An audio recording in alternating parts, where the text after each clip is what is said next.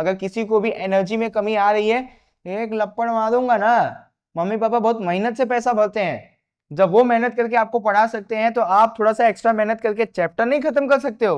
अब हम पढ़ने जा रहे हैं चैप्टर 3। इस चैप्टर 3 को पढ़ने के पहले मैं आपको कुछ कहानी बताऊंगा, कुछ बेस बताऊंगा, जिससे आपको चैप्टर समझने में काफी आसान होगा। अभी मैं आपको एक नदी का नाम बताता हूं। उस नदी का नाम है इंदस रिवर। संस्कृत में उस नदी को बोला जाता है सिंधु नदी। अब आप सोचे होंगे कि भैया आप हमें नदी के बारे में क्यों पढ़ा रहे हो। आप सबको पता है कि जल ही जीवन है, अगर पानी है तो जिंदगी है।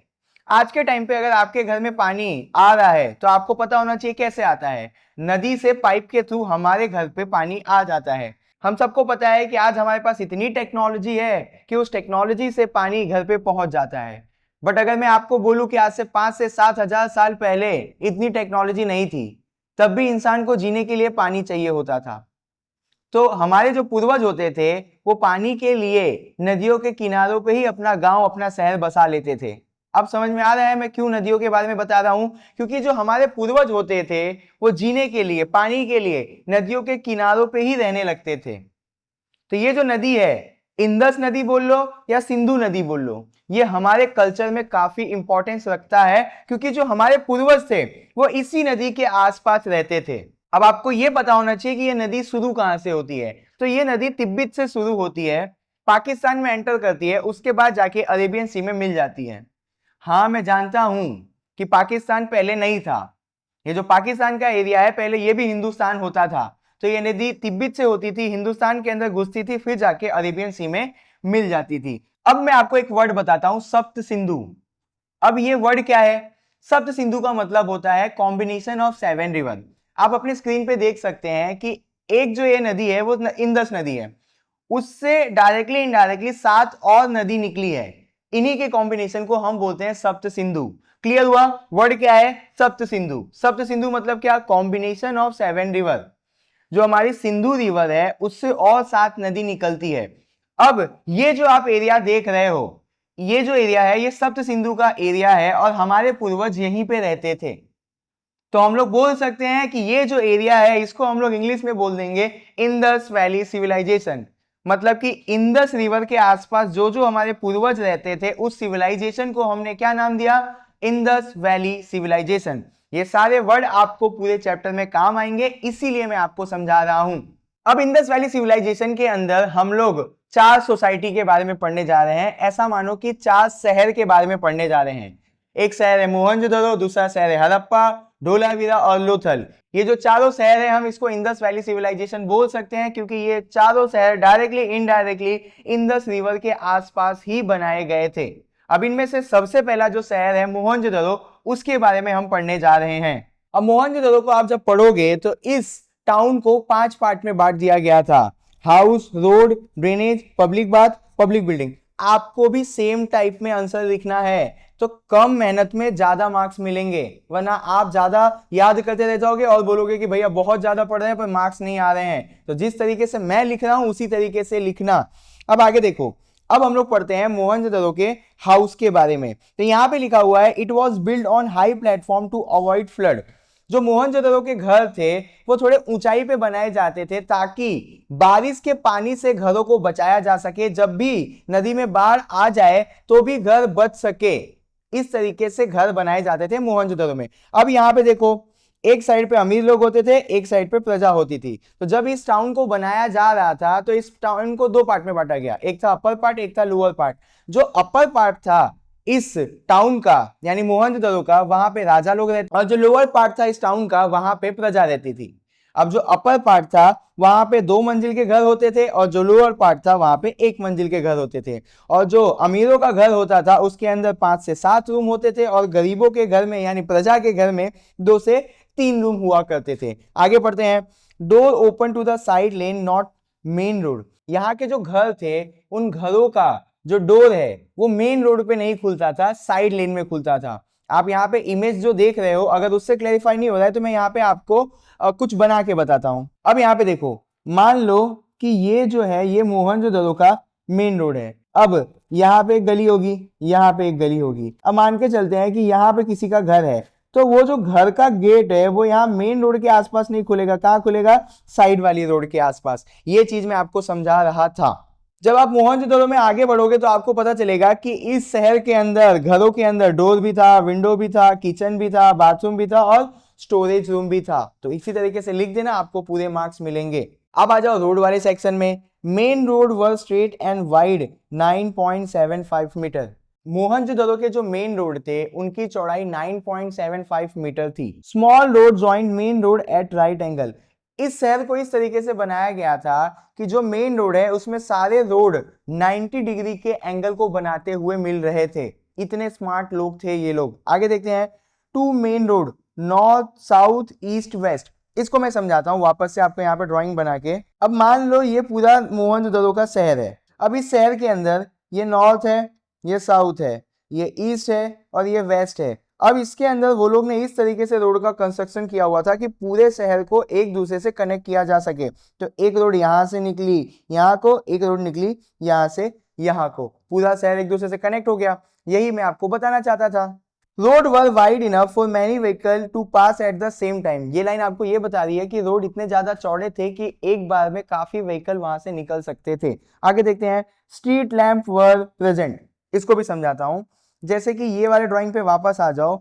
यहाँ पे हमने रोड बना लिया था। अब यहाँ पे आप बहुत प्यार से ध्यान देना कि ये जो रोड है इसके किनारे पे यहाँ पे गड्ढा मिला, यहाँ पे गड्ढा मिला, यहाँ यहाँ यहाँ यहाँ यहाँ यहाँ गड्ढा मिला।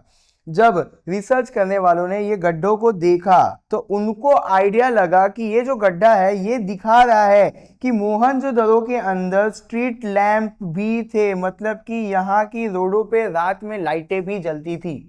आप समझ सकते हो कि आज से 5 से 7 हजार साल पहले ये लोग कितने एडवांस थे। अब आगे आ जाते हैं। अब बोर्ड ने अपना गेम कर दिया। देखो यहाँ पे, how can we say that the people of Mohenjodaro were question about their health and hygiene. Board ने एक सवाल ये पूछ लिया कि मोहनजोदड़ो के लोग अपनी हेल्थ को लेके काफी जागरूक थे, ये आपको बताना है। वो इस सेक्शन से सवाल पूछा बोर्ड ने आपको, मैं उसका आंसर दे देता हूँ। जितनी भी चीज अभी लिखूंगा वो आपका आंसर होगा। तो यहाँ पे हम लोग पढ़ेंगे ड्रेनेज सिस्टम के बारे में मोहनजोदड़ो के, और यही आपका आंसर होगा ऊपर वाले क्वेश्चन का। Every house had a cesspit connect to drain. Gutter line, drain मतलब गटर लाइन। हर घर के पास एक गड्ढा होता था जिसको क्या बोला गया, सेसपिट। ये सेसपिट के अंदर सारे घर का गंदगी स्टोर होता था। आगे देखते हैं। Dirty water flowed out of the town. इसी गड्ढे से पूरा गटर लाइन कनेक्ट होता था और गंदा पानी शहर के बाहर निकाल दिया जाता था। It was very clean and well planned. ये जो टाउन है उसको बहुत ही साफ रखने की कोशिश की गई थी और जो भी गटर लाइन था उसको बहुत ही अच्छे तरीके से बनाया गया था। A similar system was on the island of Crete. Crete island करके एक जगह है जहां पे सेम टाइप का ड्रेनेज सिस्टम देखने को मिलता है दुनिया में। अब जो सवाल था उसके अंदर ये वाला भी चीज ऐड करना, तब जाके आपको 3 मार्क्स मिलेगा, वरना 3 मार्क्स नहीं देंगे बोर्ड वाले आपको। Public bath, big building bath with fresh water coming in, dirty water going out. जब मोहनजोदड़ो के अंदर हम लोग गए तो हमको वहां पे कुछ चीजें देखने को मिली जिससे हमने ये अंदाजा लगाया कि यहाँ पे पब्लिक बाथ भी हुआ करता था। लोग बहुत ज्यादा क्वांटिटी में आते थे और एक साथ यहाँ पे नहा सकते थे, गलत मत समझना। आगे देखते हैं। Hot water and changing room were available. इस जगह पे जब रिसर्च की गई तो हमको पता चला कि यहाँ पे गर्म पानी भी आता था और कपड़े बदलने की भी सुविधा होती थी। आप बोलोगे वापस से कि भैया कौन सी बड़ी बात है, 5 से 7 हजार साल पहले की बात कर रहा हूं मैं। आगे बढ़ते हैं। Use for festival and religious ceremony. ये पब्लिक बाथ क्यों यूज होता था, कोई त्योहार आ जाए, कोई रिलीजियस सेरेमनीज मनानी हो तो पब्लिक बाथ का यूज किया जाता था मोहनजोदड़ो के अंदर। आगे बढ़ते हैं। Public building, 2 big building found. यहाँ पे हमको 2 बड़े बड़े बिल्डिंग के खंडर देखने को मिले जिससे अंदाजा लगाया गया कि मोहनजोदड़ो के अंदर बड़े बड़े बिल्डिंग्स भी थे जिनको क्या नाम दिया गया, पब्लिक बिल्डिंग का नाम दिया गया। आगे बढ़ते हैं। Use as a town hall, theatre, office, granary, shelter और शेल्टर फॉर सोल्जर्स। अब मैं आपको इसको बताता हूं प्यार से। ये जो पब्लिक बिल्डिंग है इसका इस्तेमाल किस लिए होता था। मान लो कि पूरी प्रजा को, राजा को एंटरटेन होना होगा तो इसी पब्लिक बिल्डिंग को एज अ थिएटर यूज करेंगे। उसके बाद पूरी प्रजा के साथ मीटिंग रखनी होगी जब राजा को, तो कहां पे रखा जाएगा ये मीटिंग, पब्लिक बिल्डिंग के अंदर। उसके बाद मान लो कि राजा जो है उनका कनेक्शन अच्छा है किसी और साम्राज्य के साथ, अब उस साम्राज्य के सिपाही किसी और साम्राज्य पे अटैक करने जा रहे हैं तो रास्ते में मोहनजोदड़ो पड़ गया। तो राजा ने बोला कि भैया आपके जो सोल्जर हैं हमारे इधर पब्लिक बिल्डिंग में आराम कर सकते हैं, तो ये वाला कौन सा कनेक्शन बता रहा है, शेल्टर फॉर सोल्जर्स, कि सोल्जरों को रहने के लिए भी जगह दी जाती थी, कहां पे, पब्लिक बिल्डिंग के अंदर। मोहनजोदड़ो को पढ़ के आपको ऐसा लग रहा है कि भैया ये तो कितना बड़ा था, अभी तो आपने एक ही करवाया, बाकी 3 है। तो बाकी तीनों का मैंने शॉर्ट में आंसर बना दिया है। यहाँ पे देखो कुछ कॉमन लाइंस हैं जिनको आपको ये तीनों आंसर के अंदर यूज करना है, तो मैंने वहां पे लिख के रखा हुआ है कि common line for Harappa, Lothal and Dholavira. अभी देखो, a well plan town of the Indus valley civilisation, मैंने आगे ही आपको कॉन्सेप्ट में समझा दिया है कि ये चारों टाउन किसके पार्ट है, इंडस वैली सिविलाइजेशन के। तो ये पहली कॉमन लाइन हो गई। People lived in an organise way, यहाँ पे लोग बहुत अच्छे से रहते थे, ये भी कॉमन लाइन है। The town was safe and well protected, town safe था और पूरे प्रोटेक्शन की बंदोबस्त यहाँ पे की गई थी। सो smart planning and good living facilities, ये जो टाउन्स है ये इस तरीके से बनाए गए हैं, इससे ये पता चलता है कि यहाँ के लोग काफी स्मार्ट थे, काफी स्मार्ट तरीके से प्लानिंग करके शहर को बसा रहे थे और यहाँ पे सारी फैसिलिटीज अवेलेबल थी। तो ये चारों आपके कॉमन लाइन है।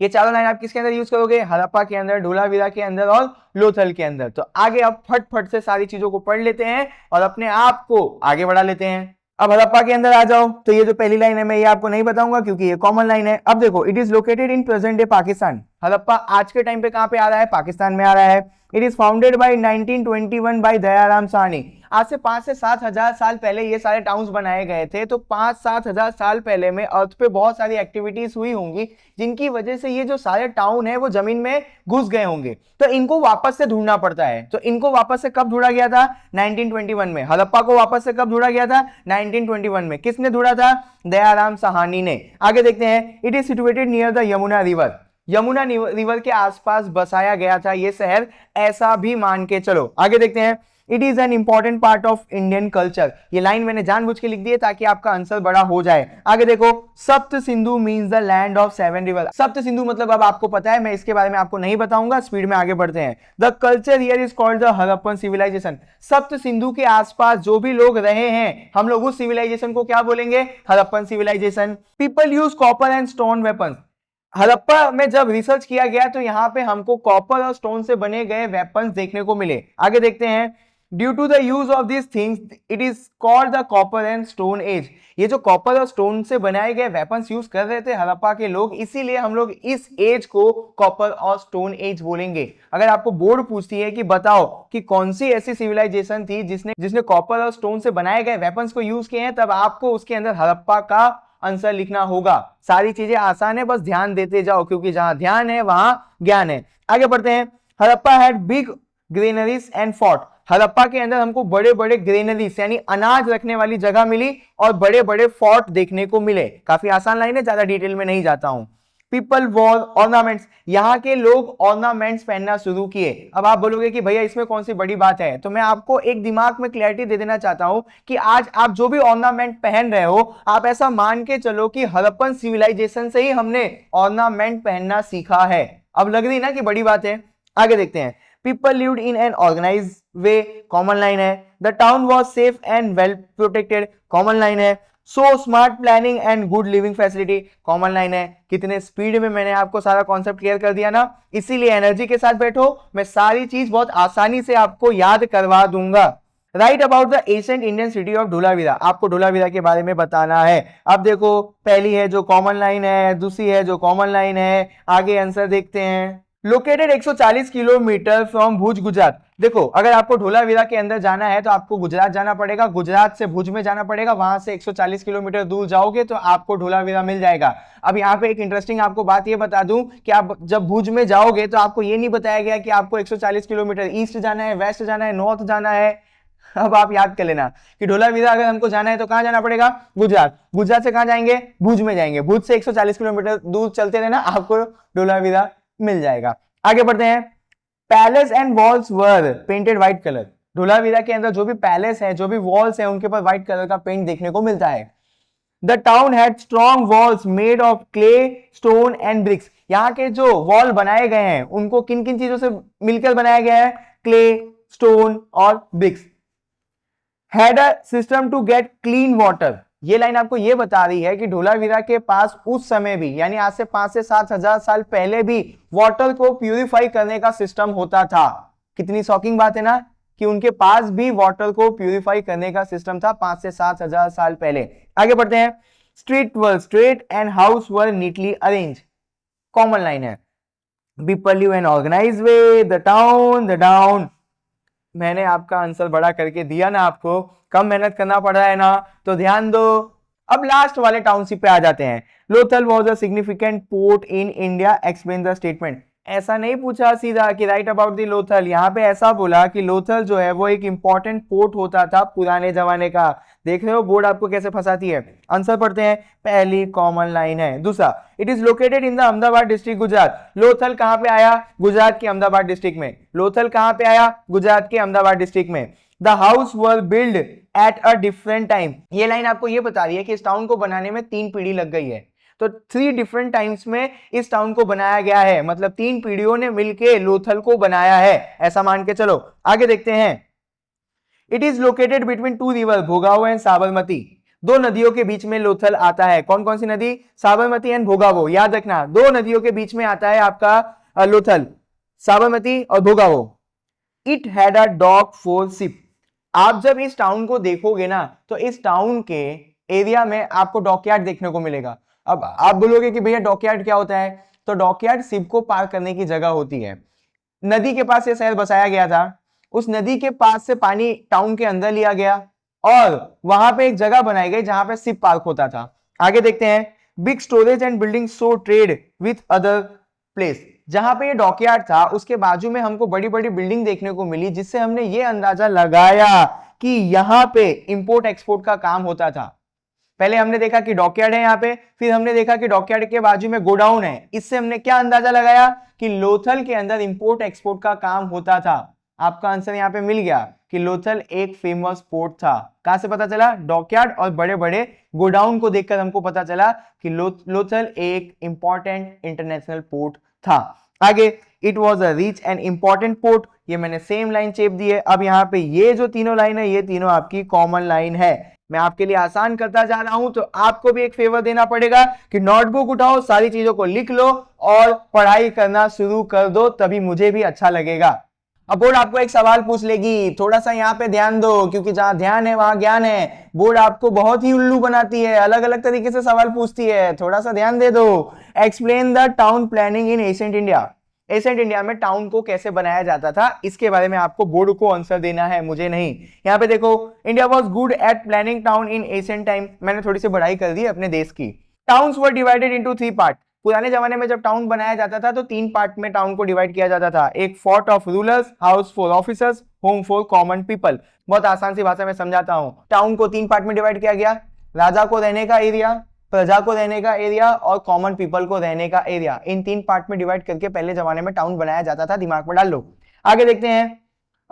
Rulers fort were build in the upper part of the town for safety. जो राजा होते थे ना, उनका जो घर होता था वो टाउन के सबसे ऊंचे वाले पार्ट में बनाया जाता था, ताकि वो सेफ रह सके, उनके ऊपर कोई भी अदर साम्राज्य के लोग अटैक ना कर सके, और जब भी अटैक करे तो उनको सेफ्टी मिल सके। इसीलिए जो फोर्ट के रूलर्स होते थे उनका घर ऊंचाई पे बनाया जाता था।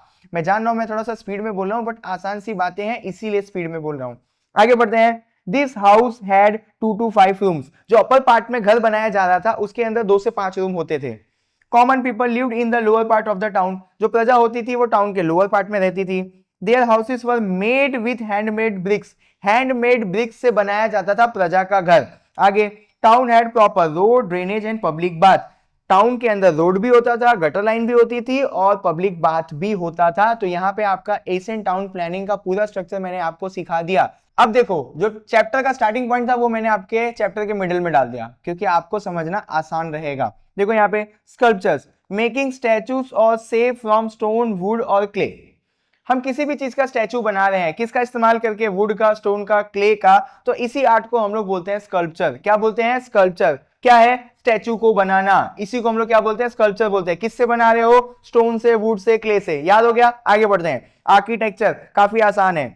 The skill of building temples, fort, house and other building, किसी भी चीज को कंस्ट्रक्ट करना। जिस तरीके से आज की दुनिया में आप सारी चीजें देख रहे हो, जैसे रोड, ब्रिज, ये सारी चीजों को बनाने के आर्ट को हम लोग बोलते हैं आर्किटेक्चर। तो यहाँ पे आपने दो चीज। तो अब हम लोग चैप्टर में थोड़ा सा और आगे बढ़ते हैं। हम आ गए हैं मौर्यन आर्ट के अंदर। मौर्यन आर्ट के अंदर कुछ चीजें आपको याद रखनी है, वो चीजें मैं आपको अभी बता रहा हूँ। During the Mauryan period sculptures improved a lot, यानी स्टैचू बनाने का जो आर्ट था मौर्यन टाइम पे बहुत आगे गया। आगे बढ़ते हैं। King Ashoka time was very important for Buddhist religion. जब भी आपको मैं मौर्यन आर्ट के बारे में बोलूं तो आपको किंग अशोका और बुद्धिस्ट रिलीजन को याद रखना है। वही लाइन मैंने यहाँ पे लिख दी है। Buddhist gave us caves, viharas, chaityas and stupas. Buddhist religion ने या बुद्धिस्ट आर्किटेक्चर ने हमको क्या प्रोवाइड किया है? Caves, viharas, chaityas and stupas. इन सारी चीजों को डिटेल में आगे पढ़ते हैं।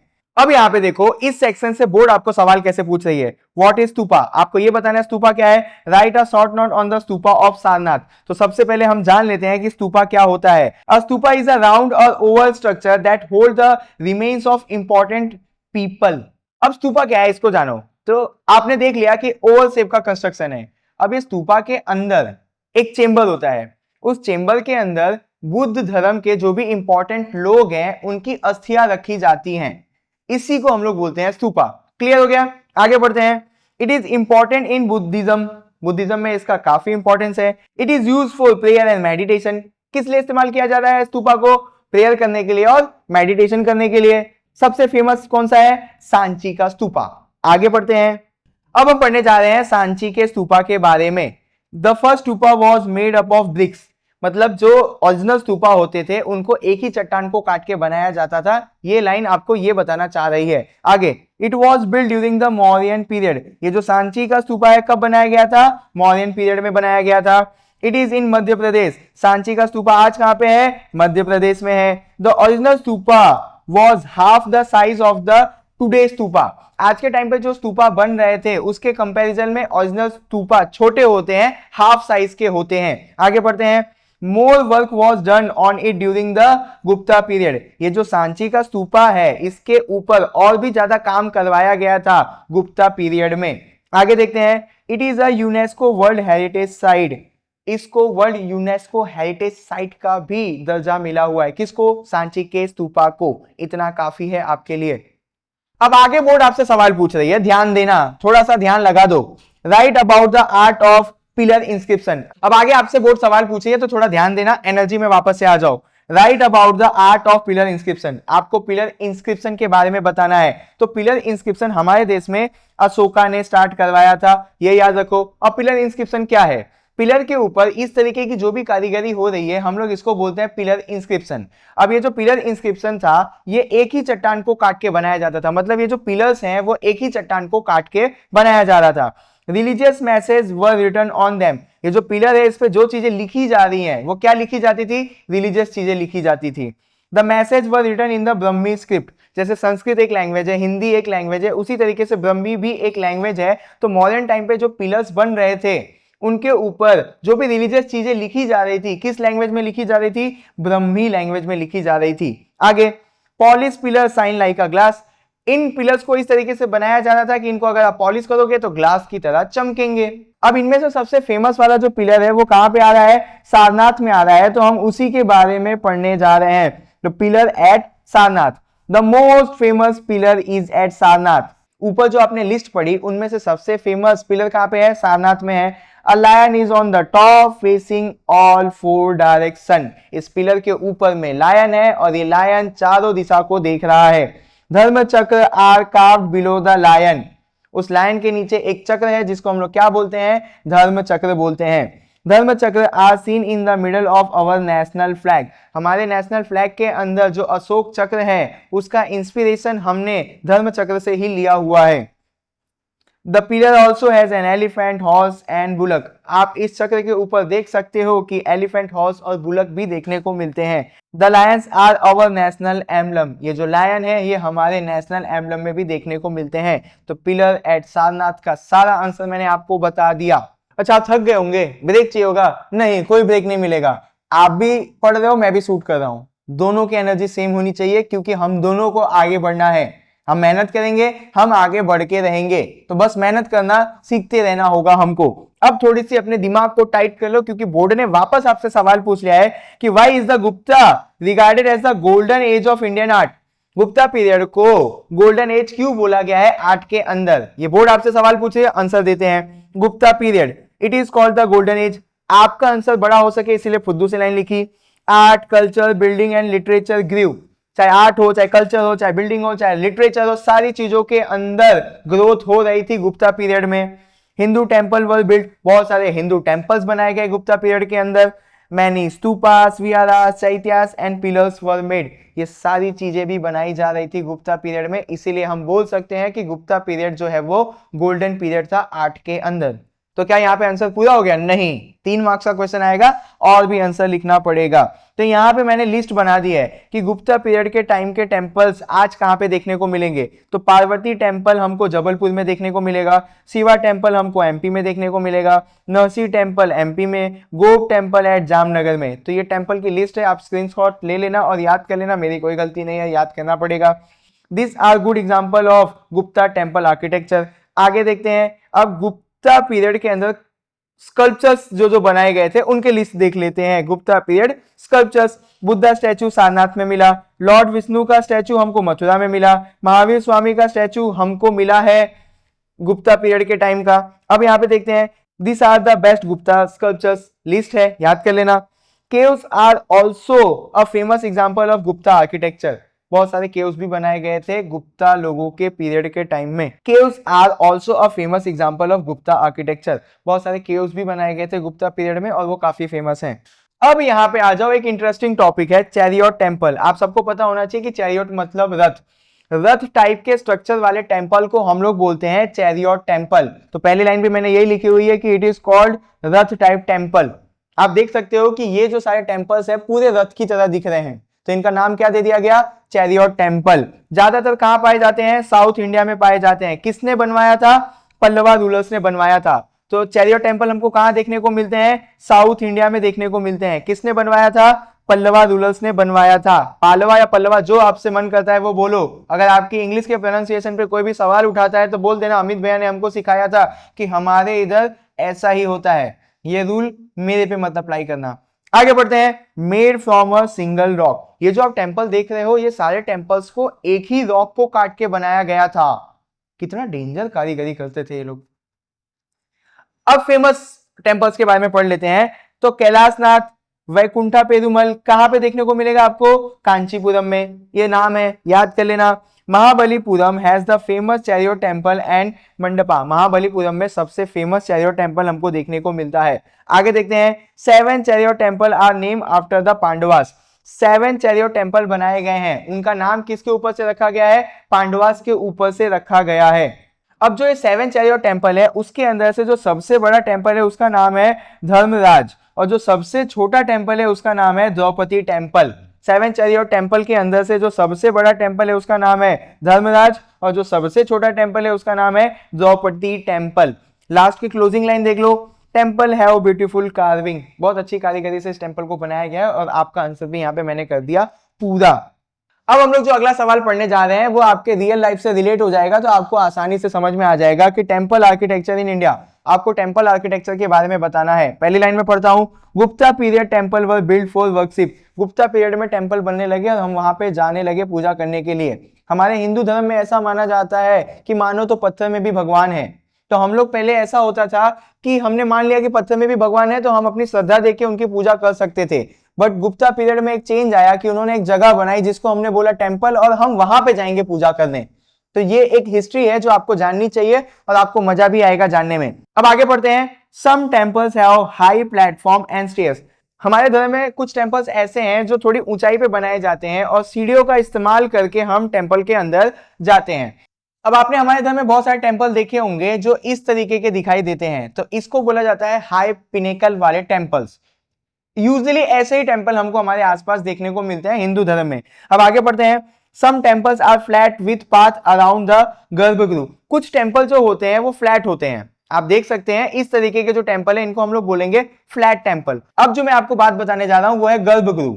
आप किसी भी टेम्पल के अंदर जाते हो तो जो अंदर का एरिया होता है टेम्पल का उसको हम लोग बोलते हैं गर्भगृह, और हम लोग उस गर्भगृह में जाते हैं, भगवान के दर्शन करते हैं, उसके बाद उसके राउंड में हम लोग घूमते हैं। तो जब हम लोग गर्भगृह के राउंड में घूमते हैं तो हम लोग उसको बोलते हैं प्रदक्षिणा पाथ। तो यहाँ पे हमको क्या सीखने को मिला कि कुछ टेम्पल जो होते हैं वो फ्लैट होते हैं और टेम्पल के अंदर गर्भगृह होता है और उस गर्भगृह के अराउंड में प्रदक्षिणा पाथ होता है, यानी हम लोग वहां पे गोल गोल घूम के अपनी श्रद्धा को भगवान के प्रति अर्पित करते हैं। आगे बढ़ते हैं। Shiv and Lalkhan temple are the best example. Shiv and Lalkhan temple best example है गर्भगृह वाले टेम्पल के।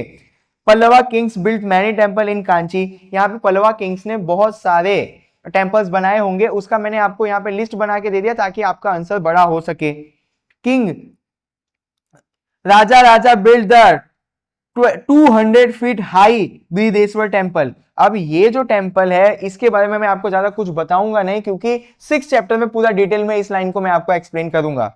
These temples are important part of India's heritage। India के हेरिटेज के काफी इंपॉर्टेंट पार्ट हैं ये सारे टेम्पल। ये क्लोजिंग लाइन मैंने आपके लिए बना दी।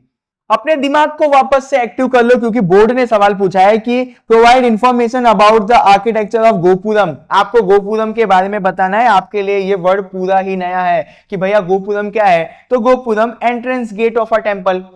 जो टेम्पल्स होते हैं उनके एंट्रेंस गेट होते हैं, उसी को हम लोग बोलते हैं गोपुरम। आगे बढ़ते हैं। Pandya rulers build high wall and decorated gates. Pandya rulers जो थे वो ऐसे बड़े बड़े एंट्रेंस गेट बनाते थे, जिसको हमने क्या बोला, गोपुरम बोला। This gate are called gopuram. आगे बढ़ते हैं। Gopuram are more famous than the temple sometime. ये गोपुरम इतने ब्यूटीफुल होते हैं कि कभी कभी ये लोग टेम्पल से ज्यादा सुंदर दिखते हैं। Famous gopuram are at Kanchi and Madurai. अगर आपको फेमस और ब्यूटीफुल गोपुरम देखना होगा तो आपको कांची और मदुरई में जाना पड़ेगा। Gopuram makes temple more beautiful. ये लाइन मैंने ऐड कर दी है ताकि आपका आंसर बड़ा हो सके। तो बोर्ड ने ये सवाल पूछा था, मैंने आपको जवाब बता दिया। सारे लोग एक्टिव हो जाओ। अब जैन टेम्पल के अंदर से बोर्ड आपको एक सवाल पूछे कि right about the Jain temple at Dilwara. Dilwara में जो भी जैन टेम्पल है उसके बारे में आपको आंसर देना है। तो famous Jain temple at mount Abu Rajasthan. ये जो दिलवाड़ा जैन टेम्पल है ये कहाँ पे है, राजस्थान के माउंट आबू में है।